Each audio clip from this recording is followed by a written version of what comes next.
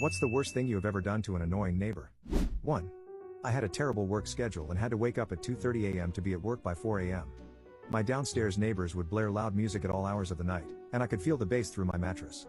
I went downstairs and politely asked them to turn down the music, and they seemed to kindly agree. As soon as I got back in bed, they turned it up even louder and kept it going until about 1:30 a.m. Before I left for work at 3:30, I turned over my amplifier so that the speaker was facing the floor, turned the volume up, and set my guitar on top of it. I left for my 12-hour shift, and the feedback was still screaming when I came home. Neighbors never blared their music again. 2. We lived in a neighborhood of townhouses. One neighbor let their dogs poop all over everyone's lawn and never picked it up. We tried asking them, we tried picking it up and putting it on their doorstep, they refused to do it. My one neighbor decided to get a piece of it and smear it all over the front of the house. After that, they started picking it up. 3. They assaulted my dad because he told them to stop yelling at a woman parked in the road, so I bided my time for a few weeks, then filled all the locks on their work van with superglue. 4. Had a neighbor in my apartment complex that kept letting her huge dog take huge dumps in my yard space. Literally got to about 20 huge dog poops sitting outside my window and I had enough. Put on a glove and picked up all of it and dumped it on her doorstep, left a note stabbed into the ground telling her to pick up her dog poop. She started picking it up and moved pretty soon after.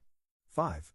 My dad was talking to our neighbor about what color he should paint the house and said, as a joke, well, I might as well paint it blue.